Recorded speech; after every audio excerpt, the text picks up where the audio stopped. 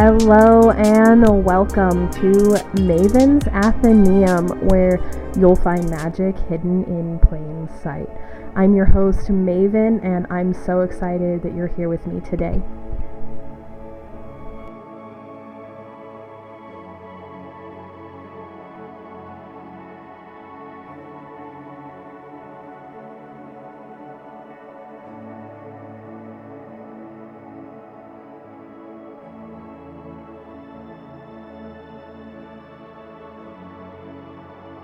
Welcome back, everyone. This episode I am running solo, not because I didn't have any willing participants, but because I needed a month, and I might need more, with less pressure.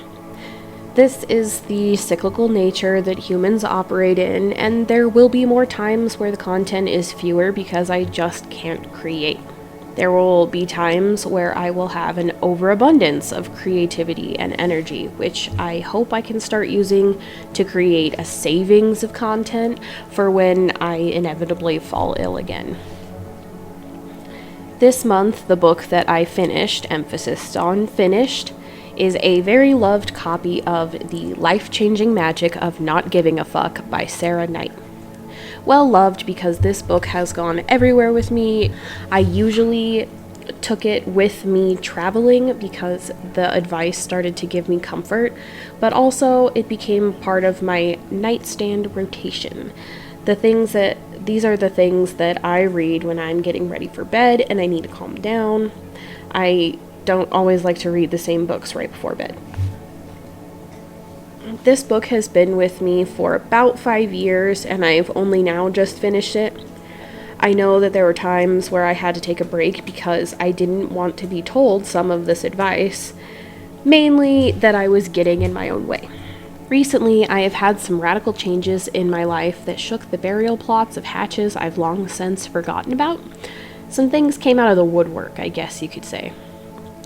I was thrown into an opportunity to seek change and hopefully not repeat this cycle again. My cycle being that of giving away too much, expecting it all back sooner than is possible, and feeling less connected and more alone than ever. While I think that this book has many topics for me to choose from and to talk about, these are some of the notable ones that stuck with me through the reading process, which I will remind you took 5 years. Feelings versus opinions. This separation really helped me sort out my internal crisis by really hammering in the "you don't have to care about everyone's opinions" nail. This has been super helpful in creating boundaries, scheduling, and even wedding planning. Some people don't think that I should wear a black wedding dress. Well, white washes me out. That's my opinion, and it's mine and Hunter's wedding. Only our opinions matter. Feelings are something that I should try and avoid hurting or bringing into disagreements.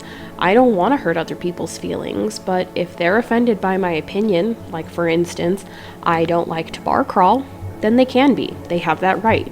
But it doesn't mean that I have to change my opinion to compensate for their feelings. The fuck budget and the mental barn.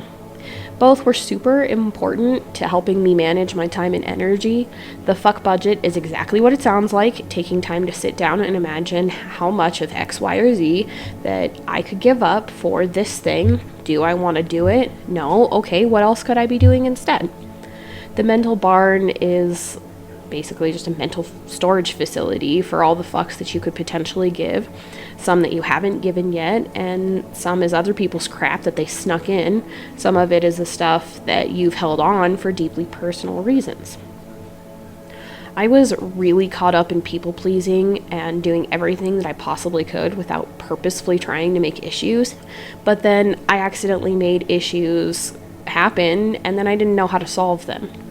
I felt like I let a lot of people hurt me, even though it wasn't the intention, but I probably could have avoided that pain if I had protected myself better.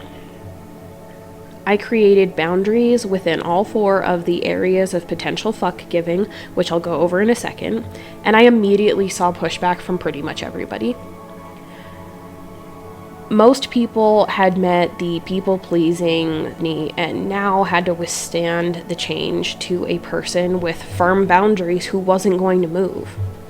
A lot of my friends and family welcomed the change and told me how they were really proud that I was realizing my worth and not letting these cycles of sadness continue. Sarah goes over this thing, what about regret, in her book. Her not sorry method is basically that if you act with intended kindness, you are not an asshole, and express your opinion, then you don't have anything to be sorry for. Regret is something that anybody can feel, and there was a period of time when I was really worried that I had fucked up and cut the wrong chords, but my support team reassured me that I had made the right choice. Not by outright saying, "You're being stupid, of course you made the right choice, they were assholes." They'd say things like, "Okay, so what happens if you do reach out to them again? What happens if you do make them your friend again? What do you think will happen?" Which instantly reopens my eyes, my imagine takes off, and I can imagine a million scenarios. Some might be good, some might be bad. Sarah puts it well. It might not exactly be regret. It could just be that we're not used to having this freedom. The 4 areas of potential fuck giving. That is things, work, friends, etc., and family. Things don't have feelings, and very little times do they have impact on your life if you care or do not care about said thing. Like me not caring about Marvel. It doesn't affect my life. Will I watch it? Yeah, if somebody else wants to. But on my time, when I'm giving my fucks, I prefer to watch DC. Work. Listen, I understand that there is a lot to hate about working. Most of us are barely getting a livable wage, little to no insurance coverage, living paycheck to paycheck. But if you read this book and the entirety of your job ends up on the "this stresses me out" list, you really need to look at getting a new job. Can't get one right now? I understand that. This is where some people would say a phrase that I hate. It is what it is, which I think is grossly overused, but in this case, it's accurate. Nick, if you're listening, I mean, absolutely no offense. I do not love my job.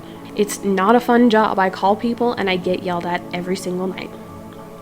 One of the phases of reading this book, I got to the work section and was fairly certain that I needed to leave my job. But the pandemic hit. I got COVID and it severely impacted my health. Beforehand, I had to miss work because there was no way I was going to be able to call when every 2 minutes something made me cry. But after I got COVID, I just kept getting sick for no reason. My point is that I had a really rough time for really a long time. I still don't think I'm doing too hot, but the job that I have is what works for me right now.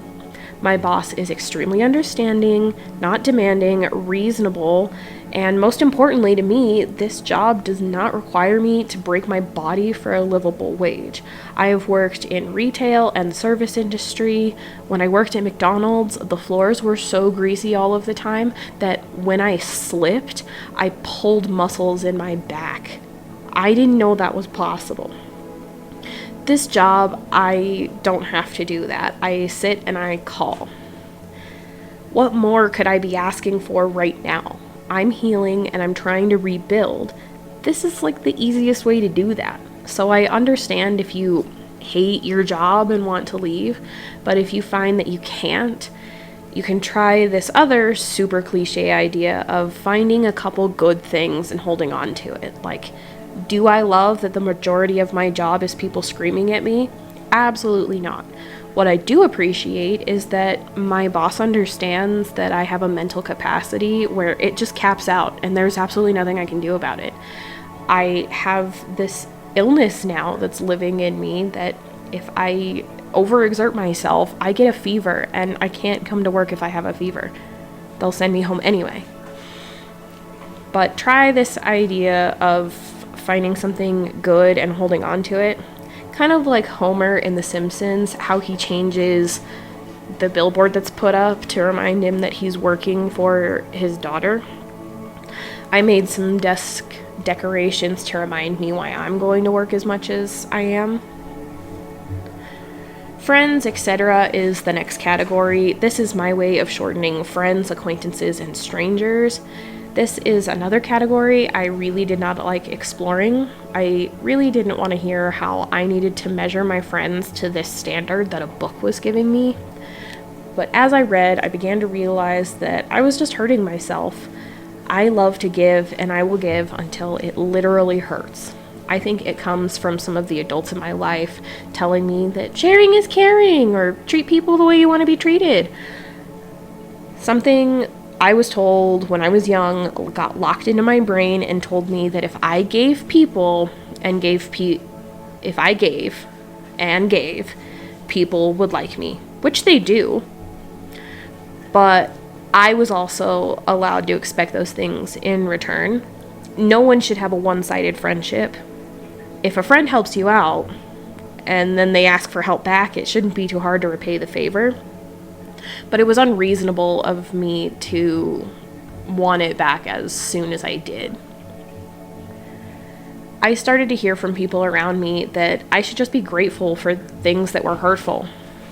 Grateful that someone purchased something for me for a birthday present, when clearly it was last minute. It has absolutely nothing to do with me. It's not something that I like. It has barely any relevance to my life. I know that their love language is gift giving. But that really is half-hearted when I know that they spent months looking for the perfect thing for someone else. It just doesn't add up, and you can't tell me that it does. I did need to limit my expectations. I expect a lot from people, and I really don't know why, but I needed to learn to give people time and grace, patience, if you will. I would say that I have a lot of patience when talking about being able to withstand a situation for a really long time. I've had to live in situations, and I've stayed in relationships well past the time where other people said they would have left, and a lot of people have said, wow, you have a lot of patience. But then those same people come back and say, oh, you need to be patient with me. I don't understand how both of those come out of the same person's mouth. But I do know that there are limitations that I need to give myself, because it is unreasonable to give and then expect basically immediate reciprocation. I really want lasting friendships, and it makes me really jealous to see other people with lifelong friendships, but I also want everyone to have the best friends for them. A lot of times I hear how I'm good for other people, but rarely do I get to hear how people could be good for me. So I started to look at that, and I was worried. There was a lot of spaces that I was occupying that I didn't really fit in. I was being asked to change and was asking other people to change, not in a grow with me so that we can be better kind of way, in a I don't like this about you, so can you please tone it down kind of way. One day, probably when I turned 25, I thought of how younger me would have felt in all of this. And immediately I could see where she had a hand in cultivating these relationships. I saw how she was bending over backwards to make people like her, doing the exact same things that I had been doing since elementary school, giving away the things that I really enjoyed, and then feeling bad because I missed those things, I didn't actually want to give them away, or because that person took something I gave them and carried on with their merry way, and I had this idea in my head that because I gave them something, they owed me friendship. That all needed to be fixed. So I had to set boundaries to make sure that younger me wouldn't have to get hurt by the choices that grown-up me was making, and I was just letting her give away pieces of herself to people that didn't care and weren't going to stick around. I think we all deserve friends that are as good for us as we are for them. I want my life to be a certain way, and I know how to find my people. I have met a lot of people along the way, but that doesn't mean that either of us have to stay in each other's lives. I feel like there was a lot of friendships that I embarked on where I really did want to fit in and I wanted to be a good friend, but our lifestyles just didn't match. Another really important lesson from this book was, what do I want to be known for? And of course, my first answer was, I want to be known for being a really good friend and for being dependable. I think for the most part that's true, but there isn't anything in that descriptor that sounds personal to me. Like, if somebody comes up to you and says, she's a really good friend and dependable, you might not automatically think of me, which, that's fine. I mean, that applies to a lot of people. But I would like to be known as someone who is dependable, reliable, and kind. I want to be known for my generosity towards my good friends, so that when the fount of giving starts to pour, you know you are loved by me. Now, in that is a responsibility to me and me alone to measure when to start and stop pouring into people. If I give too much, that's on me, and it always will be. And so are my expectations of others. I was advised many times to wait a little while before I start giving to people, because it seems to be my main form of creating friendships. As Trina would put it, put them on probation for a year, and then maybe if they give as much as they get, I'd say they're here for a while. So far, this has worked in my favor. I have noticed at least 3 acquaintanceships that tried to blossom into friendships, but I noticed patterns were repeating, and not on my end. I made sure that I paid for gas when people asked for gas money. I loaned money. I was repaid money. I helped people move. I ran errands for people. And then when I needed favors done for me, like helping me move, somebody to come help me with something at my house, those same people blew me off. It wasn't like oh no, I can't do that right now, or I'm sorry, I'm not capable of that. They forgot about me. They did not make me a priority like I had made them, and it hurt. And I saw myself crying in the bathtub again and was like, I don't want to keep doing this. I don't deserve this. This book was a treasure trove of knowledge. I think everyone should read it for the benefit of society and themselves. But here are some of the things that I learned from this book. I learned about the Irish goodbye, which is funny because I had heard of it and I knew the general implications because it's been in a lot of movies and TV shows. I always made a mental note to look it up later and never did. Sarah used Irish goodbye as an example, and then in the footnotes explained it. An Irish goodbye is leaving without telling anyone, aka the perfect exit.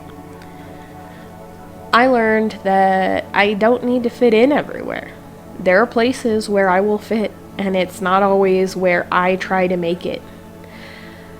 I've tried to fit in with groups of people where I just don't mesh. I feel lonely, left out, kind of floaty, and despite my best efforts, sometimes it's just a difference of lifestyles.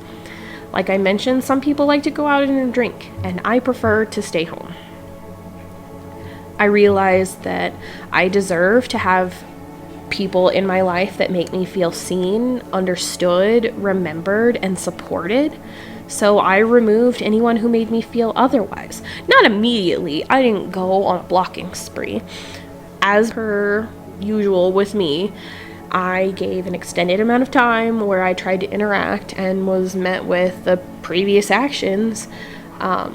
After I came to the conclusion that these changes needed to be made, I couldn't just, take stock of my life and the people in it and put people on the chopping block for no reason. That's not how I operate. It took me months to decide what was actually worth it. And like I said earlier, there was periods of regret where I thought, maybe I fucked up, maybe I did the wrong thing, maybe I should unblock those people and apologize. And my support system came through and promised me that I didn't make the wrong choice, that I was just not comfortable in my new decision yet. But I had given these people, let's say, 2 months. And before I made this choice, these were people that ignored me, made promises to me and didn't keep them, let me help them, but never followed through with their promise to help me, or conveniently didn't have their phone on them when I was confirming that they promised to help. I gave them more time to correct the behavior, I guess, or to show me that, maybe it was a one-time thing, that they didn't mean to ignore me. They didn't mean to read my messages and leave them on read. They didn't mean to turn off their phone the day that I asked for help. And of course, it was more time that I spent putting energy into those relationships that were not feeding back into me. And I had to let them go. It might have seemed sudden for them, but it really wasn't. I look back and I see that I've really grown since the beginning of reading this book 5 years ago. I mean, I would hope that at least I grew a little bit. 5 years is a long time to stay the same person. But despite what some people may think, I have grown a lot, especially with the help of therapy, this book, and many others. I made some really big changes to my life that involved reclaiming my time and energy. There is no reason that I should be crying because I didn't have time to work on my business or rest for my mental health. There was a time when I was sacrificing every single mental health day that I had set aside. I would let my friends and family know, the people that I thought cared about me, and I would say, Sunday, I am taking the day off. Do not call me, do not need me, please don't have an emergency. I am on the brink of unaliving myself and I need to rest. I need to turn my phone off. I need no one in this world to need me for 24 hours because it had just been a constant barrage of I need this, can you help me with this? I don't know how I'm going to get this done. And I was always the solution, but nobody was the solution for me. And for the longest time, every time I put out a notice, like, hey, Sunday, I'm taking the day off, somebody would get through the do not disturb, the airplane mode, whatever I had my phone on, and get a hold of me, come by my house, talk to my fiance or one of my roommates because they needed me and it was urgent. When really, it was the same thing that had been happening over and over again. And I had been telling them the same thing. This person kept coming to me for advice on the same situation, and I kept giving the same advice. So after that, I started a crusade of where can I get my life back? Where does it start? Where does it stop? It hasn't stopped yet, but it started with looking very, very, very critically at what I do for people, whether or not it's reasonable, and where I reasonably ask for reciprocation. Another example, I had an acquaintance who I enjoyed having around, but they weren't able to support me on Patreon anymore, which is 100% understandable. But then wanted favors involving me driving them places, picking them up. I was able to help them get employment, and then I asked for a favor that came with, hey, if you'll come over and do this thing with me, I'll pick you up if you need me to, take you to work afterwards if that's what you need, I'll buy you lunch. And that sounds like a pretty good deal because I really needed somebody to come over and help me. And when I tried to confirm the day before, the response that I got was a day after I needed help, and the first words were, I forgot about you. That's simple. That is very simple. It falls within the boundaries. I want friends that remember me. Telling me you forgot about me when you made me a promise doesn't fit in that. You can't tell me it does. And I have been graceful and I have been patient with people, and I let this go on for longer than other people would. Lastly, I really took to heart that even if I was traumatized or hurt in the past, it does not give me a pass to be mean to others. And the same goes for everyone else. I have seen this ever since I was little. Older people telling me, that's just the way it is, or I came out fine. While also being taught through literature, history, and poetry that there is a large population of people who understand that we aren't here to exact revenge or justice on others for the wrongs that we've had to endure, but that we are here to make sure that the next generation does not suffer the way we did. There seems to be two schools of thought. One that says, I suffered, so you must suffer as well. And another that says, I suffered so that you don't have to. I much prefer the second. I don't really see a point in inflicting pain on others just for the singular fact that it was done to me. I can make exceptions for people who hurt others because they were traumatized and they don't know any better. But that's when hopefully somebody will push them in the direction of bettering themselves and looking in a mirror and going to therapy.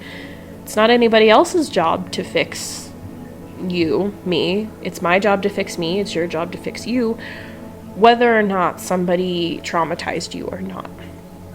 Unfortunately, our parents aren't going to come with us to therapy and actually be proactive in pursuing growth and mending the relationship unless they see fault in their actions. You're not going to be able to drag your high school bully into a therapy session no matter how much you pay them, unless they want to, unless they're willing to. You can go to couples therapy all that you want, but unless both of you are committed to saving the relationship and moving forward, it's just not going to work.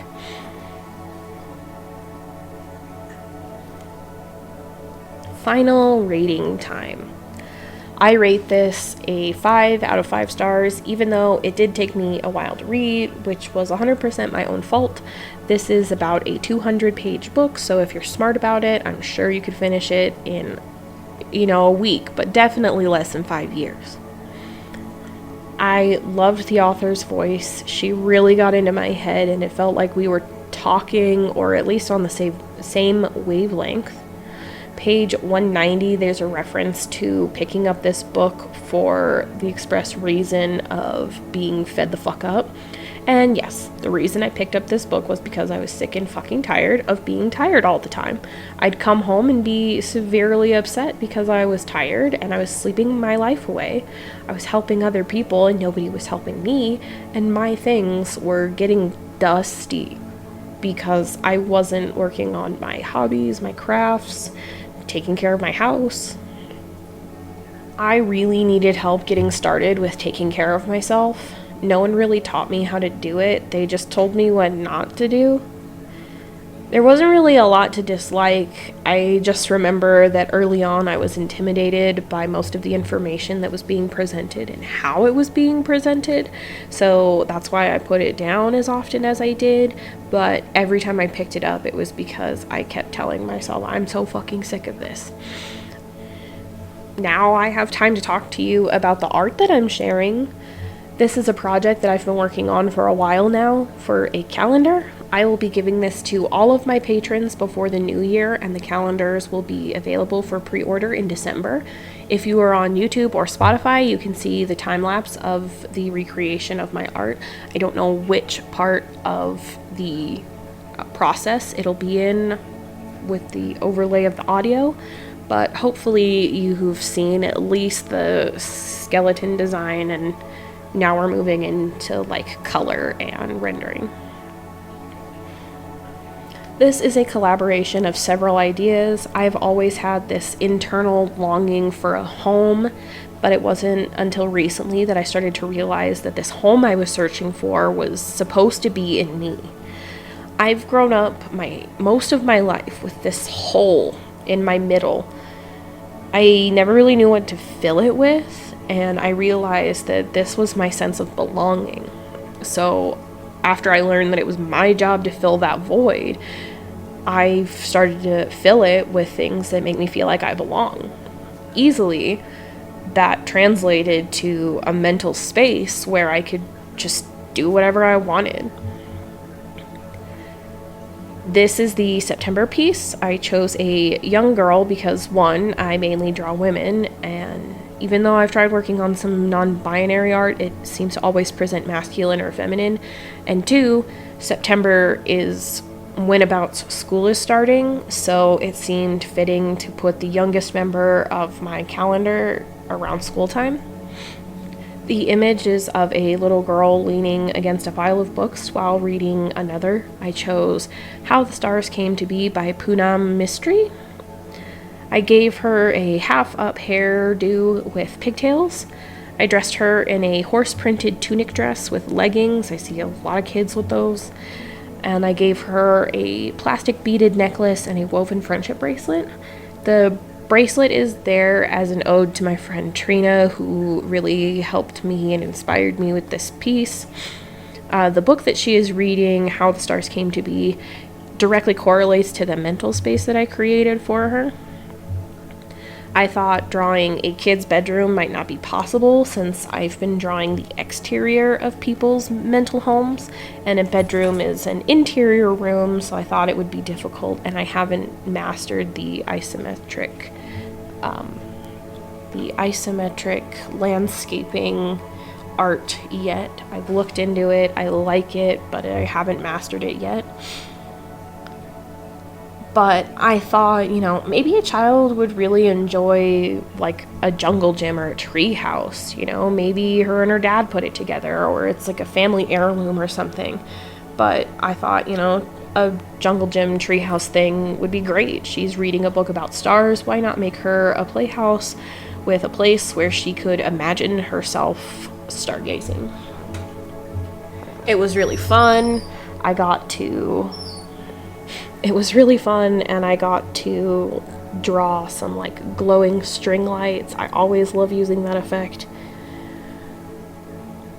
This project really sparked a lot of thinking from me. It started with a text post from Soulology on Instagram. In your journey, there will be in-between times of transition. You may feel lost, confused, angry, unseen, or empty. Don't confuse these times of transition as a forever state of being or of being broken. You are breaking away from what was and creating space to welcome what will be. This gave me the idea of someone literally breaking away from the mainland and becoming independent. I drew a preliminary sketch of different panels of this piece of earth breaking away from a cliffside to create their own floating island. And it was still connected to the mainland by a tether rope or a cable or something, a line. And through the panels, I made the isolated island more and more extravagant.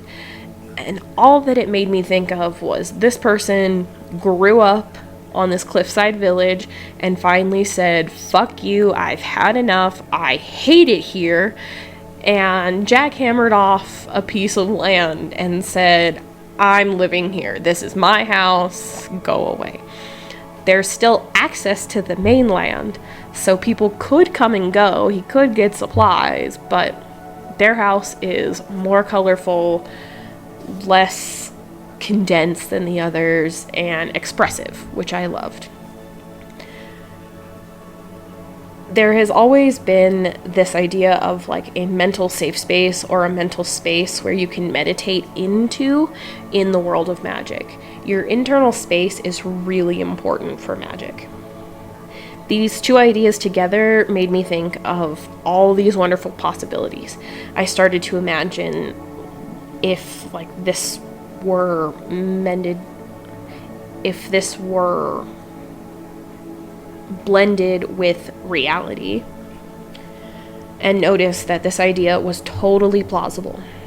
I live in an apartment that is exactly like the ones around it, yet all of us have it set up completely different in the interior and exterior. If you gave 100 people the exact same house, they would all decorate it and organize it differently.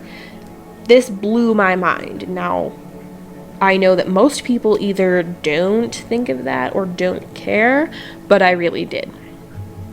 It led me to, what does everyone's mental house look like, and what would it look like if someone were depressed? Could mental spaces merge? What if somebody really likes Christmas? Would their house be Christmas themed? All of these things, many, many questions, which led me to adding to the calendar and actually turning it into a calendar instead of just an art series. I added a couple pieces where there would be multiple persons so that I could create a merged headspace. The first one that I finished was June, which is the month that me and my sister have birthdays. So I made it a sister piece of art, and there is a merged mental space where there's a blanket for it, and that was a lot of fun to make. Everyone's mental space is going to be different, and I've tried my best to keep that going through the entire project. I've selected color palettes that correspond to the seasons that the month will be in. I've tried to randomize and diversify the race within the months. I'm about halfway through, and I think I've done a good job of being racially diverse. Sorry, dudes, I don't like drawing dudes. Unless they have long hair, in which case I'm still sorry. I haven't mastered creating men in art. Men are more angular and usually have a squarer build or, a bulkier build. Women are curvy, and I like the curvy, but I also just mostly like the possibilities of what women do to their hair. Not that men can't have long hair and do fun things with them. I just prefer to draw women. I promise I'm working on it because most of my patrons are men, and I'm sure that they would all enjoy a caricature of themselves once I learn how to draw men. This is basically the end of the episode, but if you want to stick around and wait, I'm going to give a short version of the mental space meditation. If you'd like to, you can message me on Instagram or email me at mavenpaige@gmail.com. That's MAEVYNPAIGE@gmail.com, and tell me about your mental home. If you follow me on this meditation and you think of a very clear and concise mental space that you would like to describe to me or even draw on your own and send to me, you can email it to me, send it to me on Instagram, post it on Instagram, and tag me. My Instagram is @thehappiestpumpkin. And I'm just going to ask that, again, if you don't want to participate in this meditation, you can go ahead and the episode's done now. Thank you so much for listening. Otherwise, get comfortable. Make it so that you have little to no distractions. I know that's hard for some people. I have cats and they're going to make noise, so I hope that doesn't disturb you. Otherwise, please sit tight, get comfortable. If you are used to meditating, if you regularly meditate, you have your own ways of getting into that mental headspace. I'm going to share mine so that whoever is new to this, or if you're just trying it out, try it out. This is how I discovered, cultivated, and expanded my mental space to hang out when I have panic attacks, when I, am on the train or the bus, and I just don't want to be in the real world for a little while. So I'll be right back with that. All right, first, you got to get your breathing under control. It's going to be hard for me to do that while I'm talking, so just breathe in and out for even counts. Make sure that you're comfortable with how you're breathing and that you don't feel like you are, how would you say it? Make sure that you aren't feeling pressured to breathe right. Sit in a position that makes you feel comfortable. I was introduced to meditation by sitting on the floor with no comfort whatsoever, and now I like to meditate in a chair, so whatever suits you best. Once you're comfortable, if you want to close your eyes or you work better in the light, just try not to be distracted by anything visually. This is an exercise that involves imagining things internally. Some might say this would be your third eye, your mind's eye, your imagination. There is a percentage of the population who suffers from something called aphantasia, which means you have a hard time imagining things fully. It's okay if you don't see things like colors or distinct shapes. You can just have a comforting feeling. That is okay too. I started there as well. And I was able to graduate into a house with things inside the house through art. So if you can't imagine anything fully, please don't get frustrated with yourself. So we're going to start by counting our breaths. We are going to count to 5 breaths, and then you're just going to follow my instructions, okay?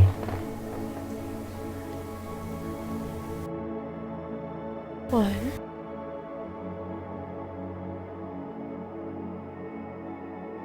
2,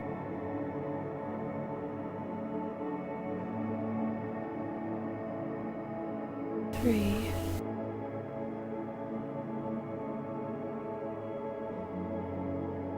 4,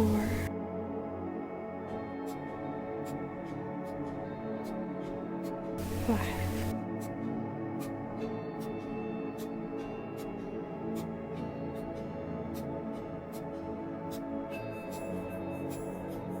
The best way to take you to your mental space is through a portal.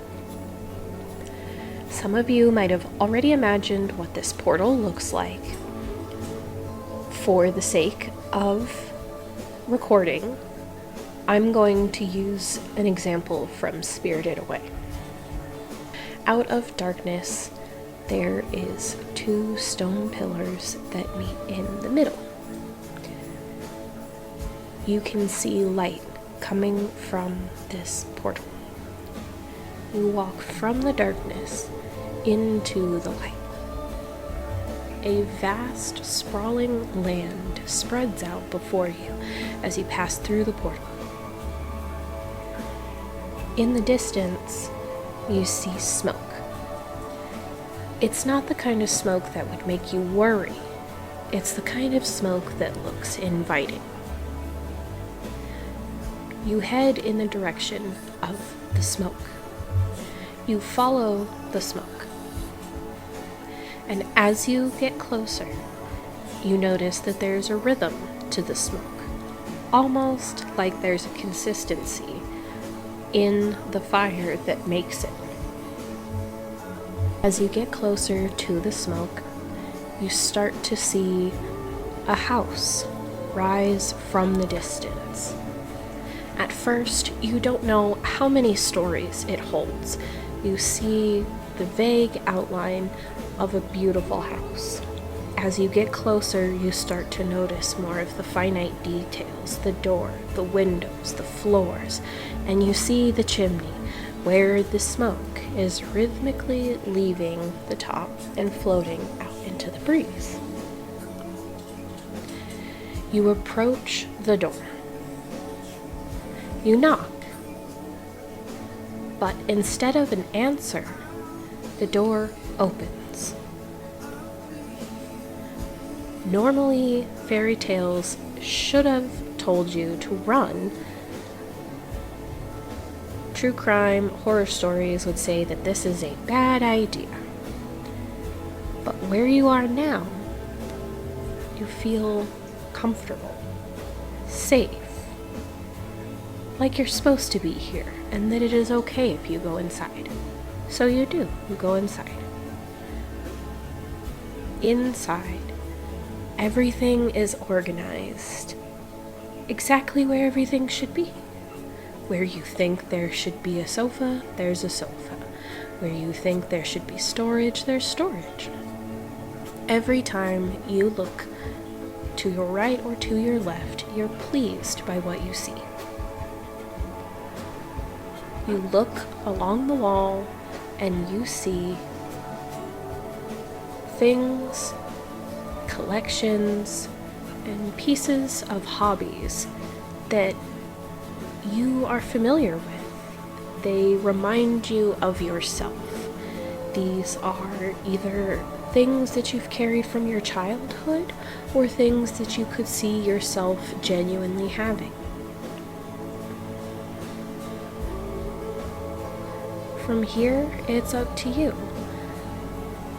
I haven't described anything particular. All that I've described is a landscape, a house that has windows and doors, and maybe some floors. If you imagined something that you're happy with, that you love, I would love to see it. I would love to hear about it. If you want to keep it private, that's totally okay. This is an exercise usually used to help find sort of inner peace. I'm not going to say that this is a foolproof method because, as I mentioned, I had problems with it from the beginning. I wasn't able to fully imagine this house. I created sort of what I thought my house would be like, but to this day, I still haven't fully created a mental house. I have the meadow where I want to build the house. But most witches probably won't tell you what their mental space looks like. It is a really private thing, and there is witchcraft lore behind paintings. People who painted scenes that had buildings and clearly human habitable things had spells in them and power. If that was a real place, you could use that painting for nefarious purposes. I'm not saying I believe in that. It's just part of the lore that surrounds it. I have noticed on my publishing app where I publish all the episodes in podcast form that there are a lot of listeners. Well, not a lot, but a lot to me. If 10 people came and hung out in my kitchen to listen to me, I probably wouldn't even make this. But since I'm basically talking to my cats, hi everyone.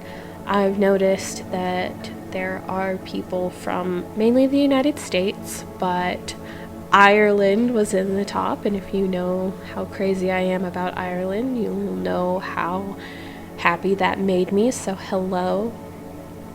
I noticed that there were some listeners from Australia and Germany, whether those were just stop-bys or people that looked me up on purpose. Thank you so much. It means a lot.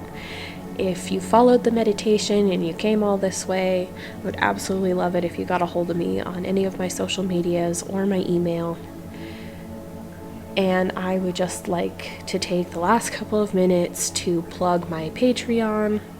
I adore my patrons. They put up with so much from me. Last night I deleted a post that people finally commented on, and unfortunately there was no way to resurrect it from the dead, so I just had to remake it. I get so tired when I'm sick, and I feel so bad when I can't post or create or I forget. But it really does mean the world to me that you guys support the art that I make, and I promise I'm trying to do better. My lovely and consistent patrons are Nate, Danny, Trina, Brooke, my Aunt Allie, and Robert. Thank you so much. I hope you guys got your mail, and make sure you check out the new post, because if you do want a print of that, it still won't cancel out your coupon. This month I sent out, well, I guess it wasn't this month. last month I sent out, so for August, I sent out a Redeem One coupon because I didn't finish the book that I promised to read, and that's completely my bad. So I didn't have a cover to redo, and I didn't have any art to make. This month, I was able to introduce my calendar. Next month, I am going to be revealing the mascot, kind of like, I don't know, animated version of me that I would like to portray on all of my everythings. Sort of the, well, I guess mascot's probably the best one. Anyway, thank you to my patrons and to my worldwide listeners. It really means a lot to me, and if you like the content, you want more, let me know, and I will do my best to keep going. Thank you.